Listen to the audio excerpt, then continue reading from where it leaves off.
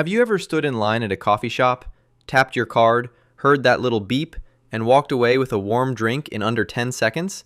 Yeah, well, imagine a world where getting that coffee required you to first convince the barista that your 3 chickens were worth exactly one oat milk latte.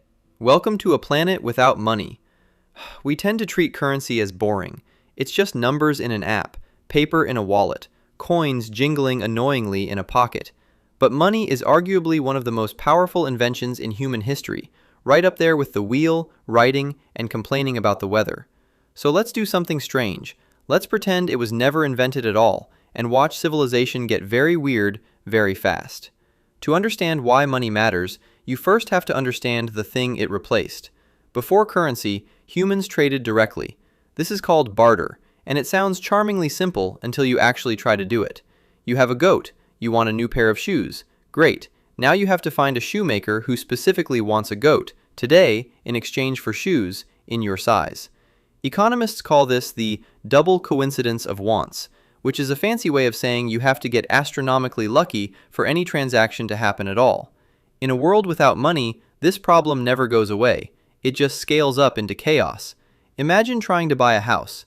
You can't hand over a number. You'd have to assemble a caravan of cows, baskets of grain, maybe a few woven blankets, and haul it all across town hoping the seller agrees on the exchange rate of one house equals 40 cows and a nice rug. And what if they only want 38 cows? Do you saw 2 cows in half? This is the fundamental problem. Goats don't make change. So let's start with the most obvious casualty. Everything would be slow. Painfully, agonizingly slow. Every single purchase becomes a negotiation. Buying bread in the morning means haggling. Getting a haircut means proving your offered firewood is dry enough to be valuable. The entire day collapses into bartering, and nobody has time to actually do their job because they're too busy trading for lunch. And speaking of jobs, here's where it gets really tangled. In our world, you specialize. You become a dentist, a plumber, a software engineer, and you trade your skill for money, which you then trade for everything else you need. But without money, specialization becomes terrifying. Imagine being a philosopher in a barter economy. You spend all day thinking deep thoughts, and then you try to buy dinner. I have produced a stunning argument about the nature of justice. The farmer stares at you. That's nice. I take eggs. Suddenly the philosopher is learning to farm, because abstract brilliance buys exactly 0 potatoes. This is the hidden genius of currency. It lets you sell your work to one person and buy from a completely different person. Money is a translator. It turns the thing I made into the thing I want, without forcing both people to want each other's stuff at the same time. Strip that away, and society fractures into thousands of awkward, mismatched negotiations. Now think about saving for the future.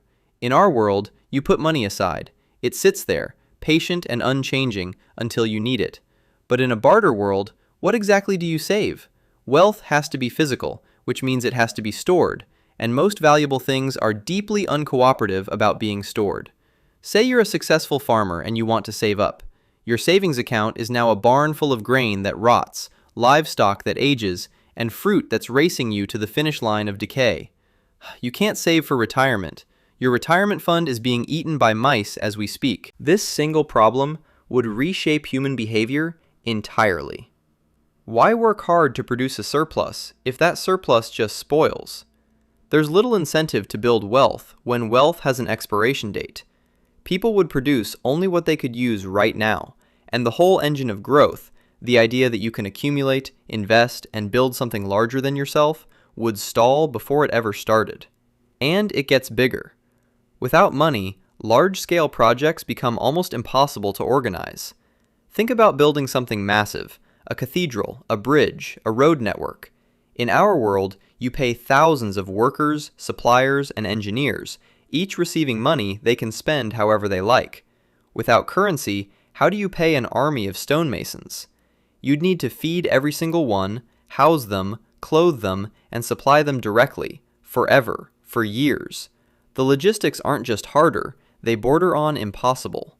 A great deal of human ambition simply could not exist. Trade between distant lands would also crumble. Picture a merchant trying to travel hundreds of miles to sell goods. In our world, they carry coins, light and universally accepted. Without money, They have to physically transport whatever they plan to trade with, and then physically transport whatever they receive back home. A trader returning from a long journey wouldn't carry a sack of gold. They'd be herding goats across a mountain range, praying none of them wander off a cliff. Long-distance commerce, the thing that connected civilizations and spread ideas, would shrink to whatever you could personally carry and keep alive. Taxes get strange too.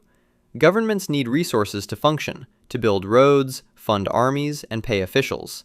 In a money world, you pay taxes in currency.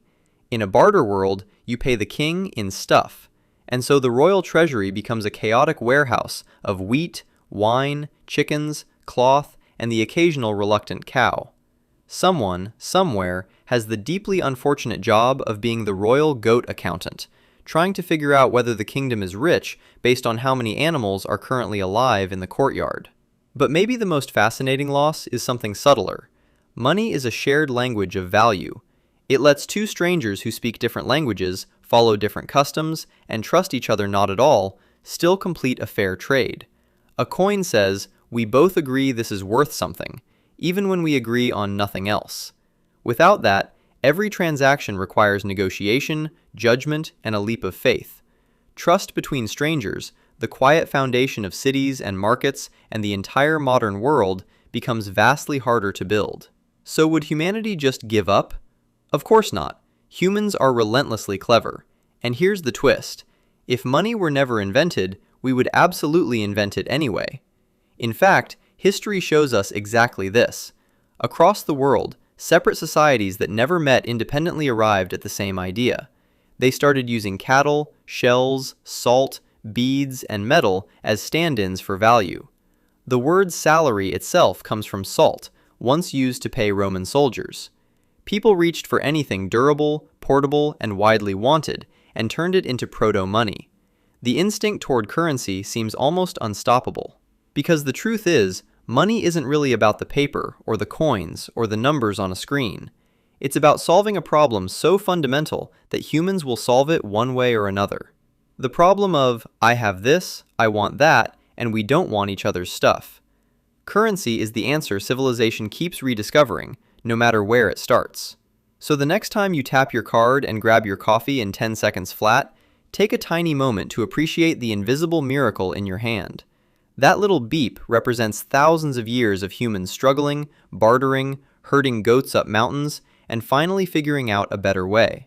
Money is the silent agreement that lets 8 billion strangers cooperate without ever meeting. A world without it wouldn't be simpler or purer. It would just be slower, smaller, and absolutely overrun with livestock.